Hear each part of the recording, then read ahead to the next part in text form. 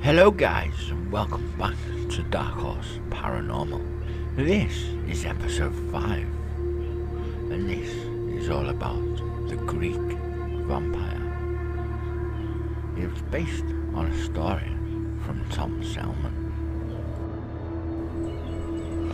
In the late 1860s, a gentleman, Mr. Nathan Kane, a wealthy Lancashire merchant who dealt in iron ore, bought a mansion at 40 Upper Parliament Street, Liverpool. He also hired a number of servants to wait upon him. Mr. Kane was a lover of wine and decided to extend his cellar to stock the various bottles of expensive Chardonnay. Workmen were brought in to remodel the existing cellar, and during their evacuations they came across on what seemed to be a tomb of polished granite. Upon a wall of this tomb was a Christian cross and a plaque inscribed with obscure messages which resembled Greek letters.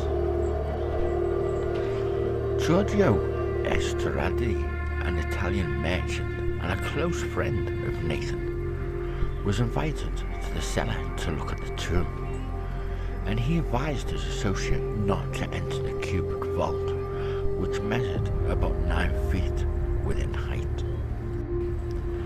The Italian made a sign of the cross and told his bemused friend that he felt as if something evil lay within that burial vault.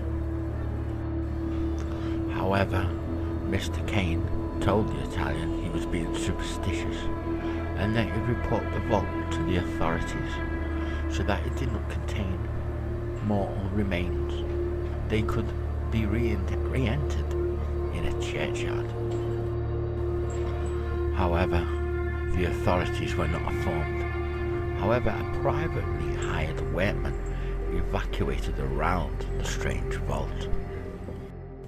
In fact, one of the men said it would be better to leave the stone structure intact, as it would support the roof of the extended wine cellar. Kane, however, had a burning morbid curiosity just to know who lay within the vault, and he wondered what course of action to take to look into the tomb. But his intense thought overrode any moral considerations. Weeks after the discovery of the tomb, the servants at Kane's house claimed to hear strange sounds coming from the wine cellar, and 3 days after the workmen had remodeled the cellar, Nathan Kane himself heard the eerie sound of a man singing all hours within the morning.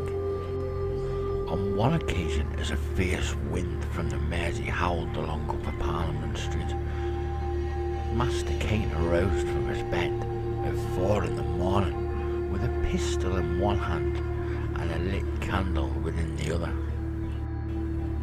He descended the stairs and heard not only the sounds of someone singing in a foreign language, but the eerie sounds of the singer's manic, shrieking laughter. With a shudder, Kane realized that the origin of the uncanny nocturnal racket was in the cellar, and he decided to turn around and leave the hallway to go back to his bedroom.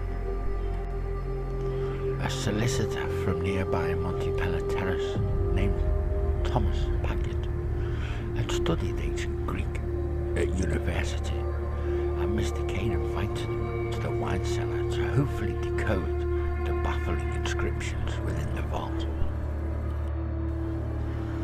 After Paget had read the inscriptions by the light of a lantern, he unashamedly hurried from the cellar, followed closely by the iron merchant Kane, who was naturally curious as to what had startled his colleague. The inscription had been barely legible to read in some parts, but Paget got the gist of the writing, which warned that the soul of the person within the vault was too wicked to be allowed within the realm of the dead. An unknown word, folklore, was referred to twice in the engraved message. Penker consulted his father's library and discovered that this horror word, according to East European folklore, was a type of vampire. Nathan and Thomas researched the history of 40 Upper Parliament Street and saw that no church ever stood there, so the vault could not belong to some forgotten graveyard. According to Giorgio, his friend Nathan Kane paid a sect of monks a huge sum of money to dismantle the vault, and they told him that it contained was a burial shroud which soon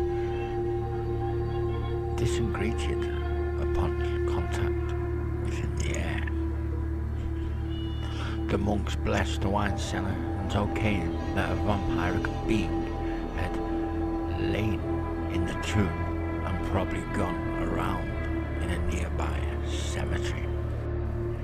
Strangely enough, a month later, an elderly servant at Kane's mansion told the master that she answered the door one evening to see a man dressed in a black cape on the doorstep, who said nothing, but just stared at her with dark eyes. Smilingly, the devil himself, said the young servant. The odd visitor uttered something that was inaudible and lurched forward, but the maid slammed the door on the weird's caller. Kane, however, dismissed the servant's claim as the product of her Irish imagination, but the master of the household later heard of other reports of an eerie man in black from the most unlikely source. In January 1870, the Greek Orthodox Church of St. Nicholas was consecrated on Liverpool's Berkeley Street, just around the corner from Kane's mansion. A religious friend of Kane, named John Stanley, had actually met the Most Reverend Alexander, the Archbishop of Syra and Tanos, who had consecrated the newly built Greek church. After the consecration ceremony, an Anglican minister and a Greek priest talked about a strange-looking man who had been prevented from stealing the chalice containing the holy liquid from the Greek church. Moreover, this man wore a black, wide-brimmed hat, a cape, and had a sinister, pallid face with a pair of intensely staring eyes. He dashed off from the church, leaving his would-be capture clutching the cape, and ran with amazing speed off into the evening gloom in the direction of Catherine Street. The Archbishop and the Greek priest were at the option that the individual who had attempted to steal was a vampire. A type of vampire that was found in countries of the Adriatic and Aegean coasts. Some of the ministers tried to defuse the spine-chilling talk of vampires by talking about mundane matters, but Mr. Sangley asked the Greek priest what the so-called vampire would want. Perhaps it was to disrupt the most powerful and important part of the Mass in a ritual of black magic, the Greek minister answered. Mr. Stanley was horrified but intrigued by the idea of a vampire, which he assumed was merely a figment of folklore.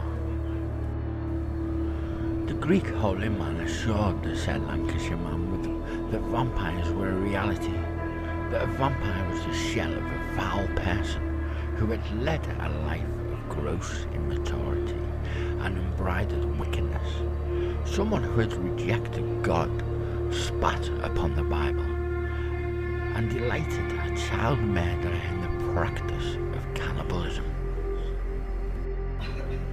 Upon death, that type person was sometimes rejected from entering the world of the clean spirit and became reanimated by demonic entries to wreak havoc. The Greek told Stanley dark tales of the vampires, which chilled him to the bone and warned him to be careful when passing graveyards. The lair of the vampires at night. When Kane told Stanley about the strange tomb that had been found beneath his house, and the inscriptions referring to the East European word, which meant vampire, John Stanley gasped, but told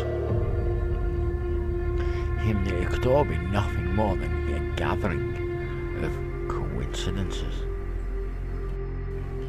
However, thanks to the whispers of Kane's servants and the loose tongue of John Stanley, the rumour of a vampire at large in South Liverpool soon became a hot topic of confiscation at balls, stories across the city, and when graphic scaremongering reports of that other old sinister boogeyman of that night, Spring-Heeled Jack, was also reported around the time in national newspapers. Some people begin to think the idea of a vampire at large was not so incredible as it seemed. Was this all happenstance, or did the Greek vampire awaken from his dreamless sleep in a long-forgotten tomb, once prowl the streets of Liverpool? Now this is a funny one. Once again, we got the spring-tailed Jack lunging around. We've got reports of a vampire on Upper Parliament Street in Liverpool. Now, should we get our team together and do a street-long investigation throughout the night of the local streets around Upper Parliament Street and the Greek Orthodox Church? Let us know within the comments, and if you like the idea of that, then maybe we'll figure it out to get our team and go and investigate the streets of Liverpool at night.